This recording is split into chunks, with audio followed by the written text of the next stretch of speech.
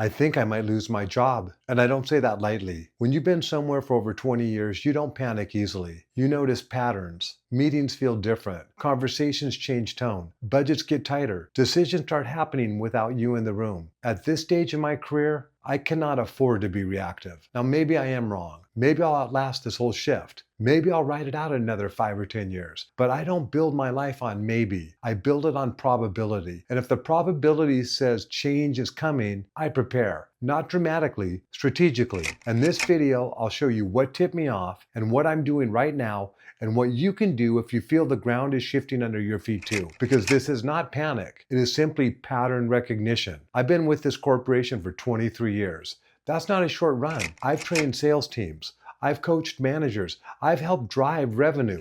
But here's something I learned a long time ago. Corporations do not need to justify their decisions to you. They justify them to their margins, to the shareholders, and to survival. If they can do more with less, they will.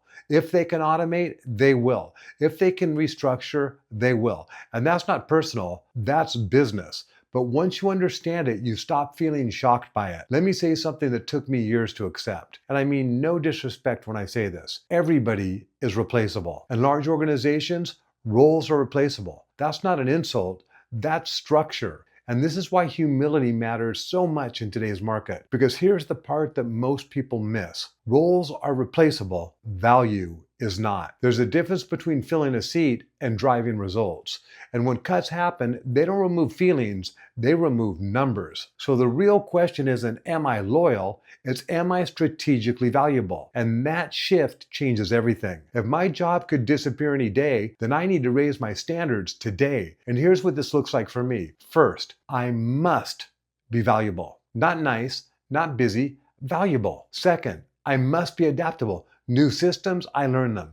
New tools, I test them. Rigid people don't survive change. Third, I must understand how people think. Sales isn't scripts, it's psychology. If I can help teams change behavior, I stay relevant. Fourth, I must fit in socially. Skills get you hired and awareness keeps you employed. You can't just be right. You have to be aligned with the team. Now here's the real reason I started this channel. Not for fame, not for ego. It was for my own personal protection. Maybe I'm wrong. Maybe I am an anomaly. Maybe I will outlast this whole shift, but I don't structure my life around hope. Now, don't get me wrong. Hope can keep you going and hope can keep you alive, but hope alone will not keep you employed. In today's market, hope is not a strategy.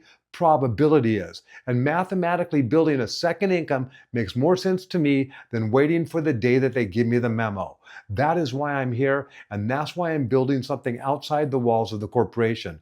Not because I hate it, but because I understand it and what's going on. So if you're watching this and thinking something feels off at my job, don't panic, prepare, audit your value.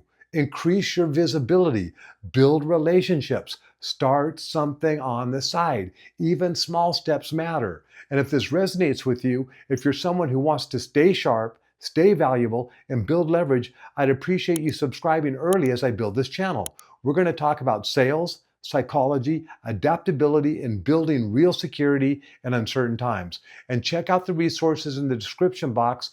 I put practical tools there that I personally use to stay prepared.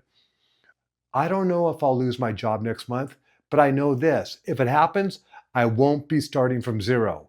And neither should you, because the most dangerous place to be in corporate America is to be comfortable. I'll see you at the next one.